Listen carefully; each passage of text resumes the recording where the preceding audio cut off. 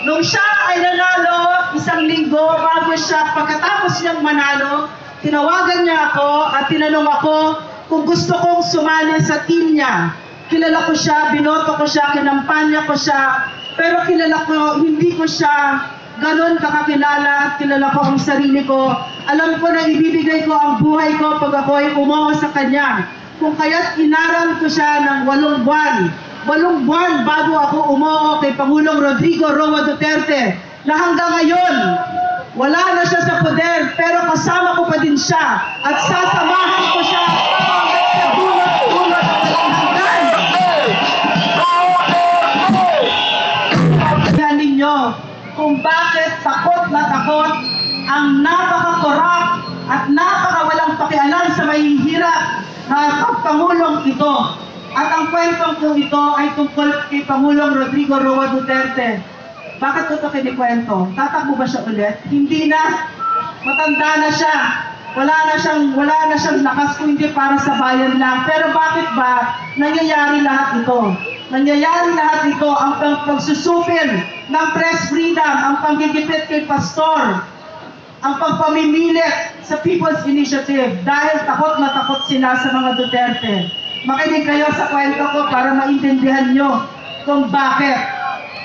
Nung kasama ko si Pangulong Duterte, tuwing kakain kami, kasama kaming lahat, sasabihin niya, ito lang ang ulam natin. Merong piniritong isda, merong sabaw, merong kanin, meron tayong prutas at may dessert. Okay na yan. Kasi hindi natin pera yan. Pera ng taong bayan yan! Hindi mo pera yan! Kita yan! Hindi mo pera yan! Hindi mo pera yan! 4 o 5 beses narinig ko ito. Paulit-ulit, halos araw-araw. At ay isa pa sa inuulit niya sa amin ng mga appointees niya at ang mga nasa gobyerno. Hindi tayo special. Mga trabahante lamang tayo sa gobyerno.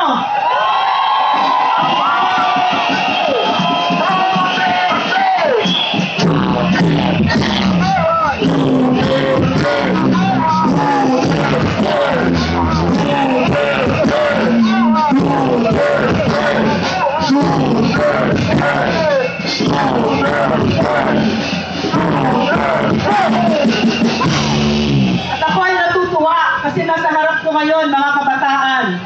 So, tama ang ating bayani si Dagat Posensal. Kayo ang tunay na bayani ng Pilipinas. Kayo ang pag-asa ng ating bansa. So ngayon, isinisigaw natin ang pangalan ng isang Pangulong totoong nagsilbi sa atin para hindi natin makalimutan kung ano ang totoong mukha ng paglilingkod sa bayan. Kasi ang mga nakaupo ngayon, mga buitre. So,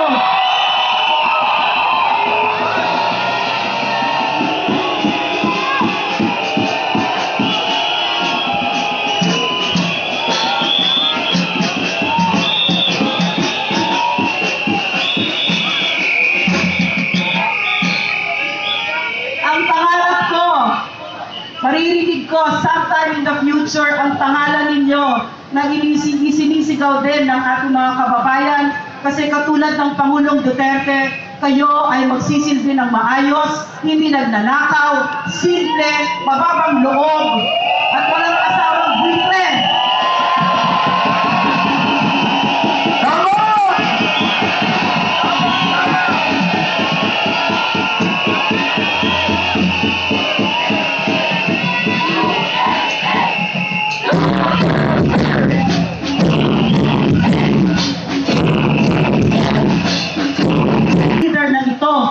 Dinala niya tayo sa bingit ng gera.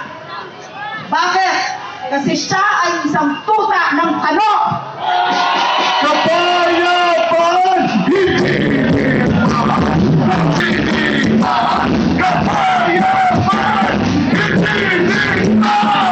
Strong men are dangerous.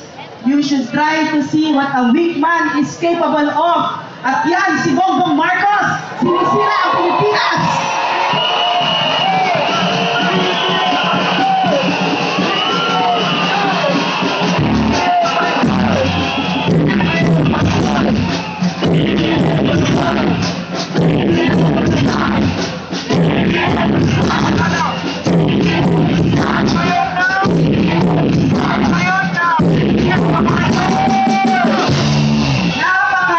Napakaswerte ko na ang mentor ko, ang teacher ko sa public service ay si Rodrigo Roa Duterte.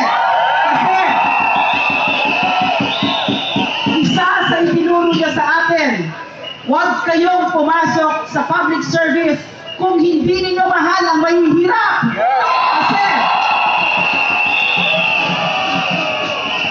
Kasi ang mahihirap, ang gobyerno lang ang meron sila.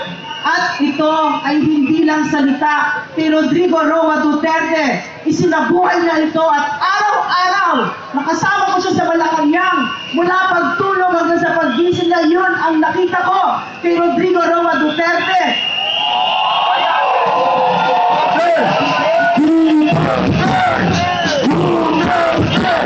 Walang pakialam sa mahihirap, lalo na. Tinanong ko nung isang gabi, sinabi ko kay Pangulong Duterte, Sir, alam niyo ba yung Laperal Mansion? Kasi doon nagpa-fashion show sila Lisa Araneta. Sabi niya, hindi ko alam yon. Hindi niya alam kung ano yung Laperal Mansion si Pangulong Duterte. Kasi wala siyang ginawang party-party. Hindi katulad nito.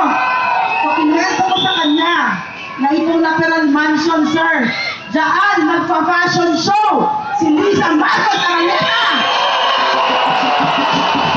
Hindi mo pera yan! Hindi mo pera yan! Hindi mo pera yan! Hindi mo pera yan! So wala silang pakialam kung halos linggo-linggo merong fireworks na 3 minuto, bilyon-milyon ang ibig sabihin nito.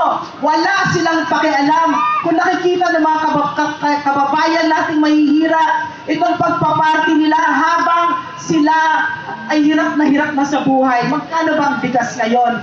58, 60. Pero itong mga ito, itong asawa ng weak leader na ito, hindi niya marendahan ang asawa niya. Kurap ng bayan! Sinisisi kay Lisa Araneta Marcos.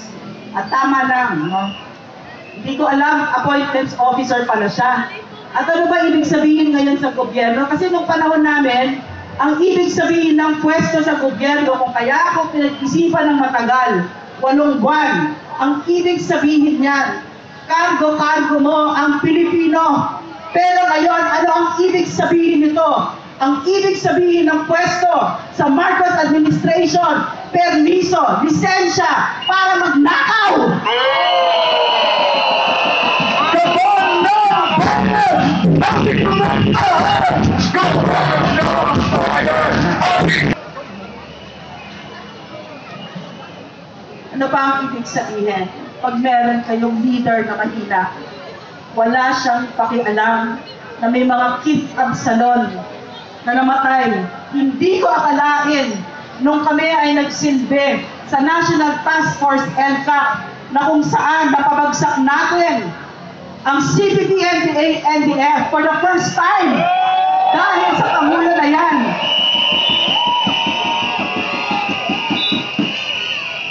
Hindi ko akalain na lalakas pa sila ulit dahil ang ipinangako ng Bongbong Marcos na ito ay itutuloy niya ang NTF-LCAC. Pero ano ang nangyari? Pinsan niya mismo, ang speaker, ang nagbumubuhay, ang nagbibigay ng bilyon para na naman.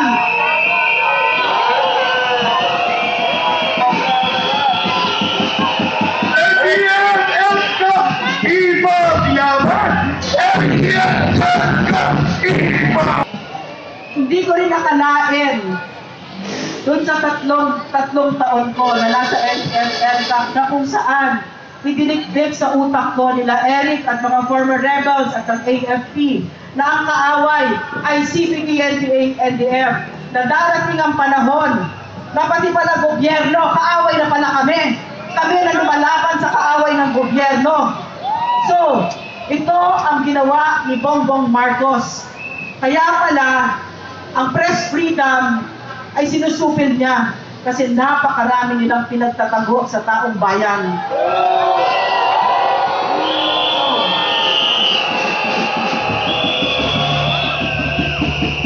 Ang isinisisi ay si Lisa Marcos o kaya si Speaker Araneta. Sige, meron silang sagutin. Pero ang isisisi natin dito ay yung ibinigay natin ang buong buo ang ating tiwala at walang iba kundi si Bongbong Marcos.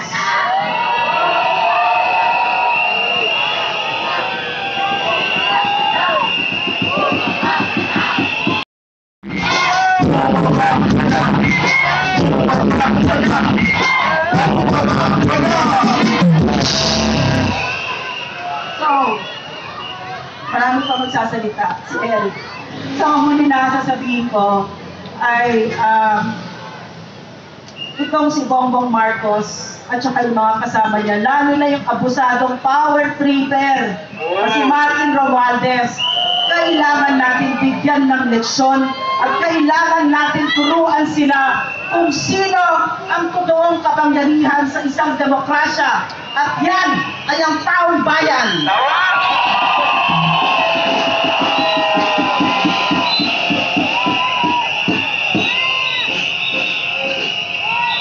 Maaari bang samahan niyo ako, lalo na yung mga kabataan, kantayin ang Pilipinas Kong Mahal.